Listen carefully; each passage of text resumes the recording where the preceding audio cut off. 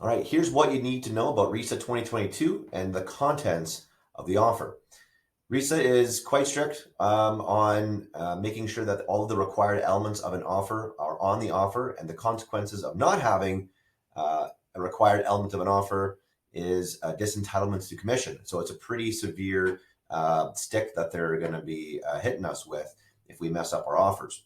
So the required elements of an offer, there's a link below. You can see the full list.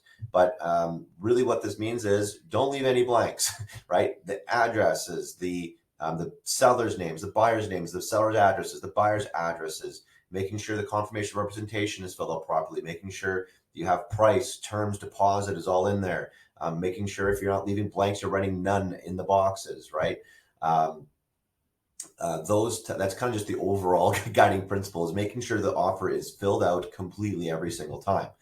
If any of those required elements, if you miss the deadline, right, a deadline for acceptance, which is a tough one to miss, but if you miss it, again, the consequences are disentitlement of commission. So let's slow down that extra little bit, make sure everything on that offer is filled out. There, again, the link below, you can see the act itself and to see what all the required elements of the offer are. As well, if you are a personal real estate corporation as of January 1, it must be stated on the offer. So fortunately, I think there's going to be room on the offer at the top there where it says, buyer's salesperson or listing salesperson. There is a kind of a blank underneath that spot. So I think you're going to have enough room to write it in there. And I think that's going to be just good enough. Please note, you cannot abbreviate into PREC. You will have to write out your full corporation name every single time. So it is going to be Michael Fraze, Personal Real Estate Corporation, every single time you write an offer. I've been in contact with the board about what the solution might be it's on Matrix. How will you know that the listing agent is a corp or not? So they're looking at changing some of those fields and are working on a solution.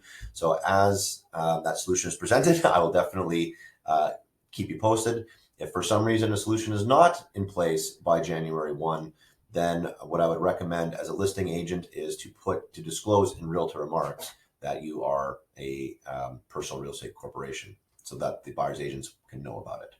But hopefully they'll have a solution soon. All right, that is what's required in the contents of the offer. There's a few other things now about what you need to know about disclosures on the offer. So disclosure, there's only a couple changes here.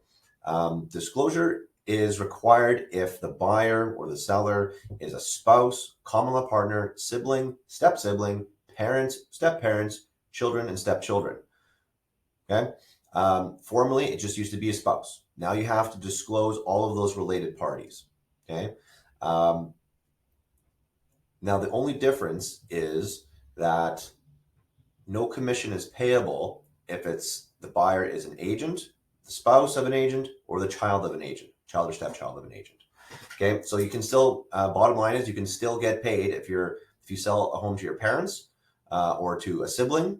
That is okay. You still have to disclose on the offer, but you can still get paid. You have to disclose spouse, common law partner, again, siblings, parents, step-parents, children, stepchildren. Okay, it's all in writing underneath there. Also, if you are buying property for yourself, okay, I think most of you are familiar. You usually just disclose on the offer. They're now requiring a new form of disclosure. So there's a separate form that you can find on Keystone or on the Hub that you have to disclose.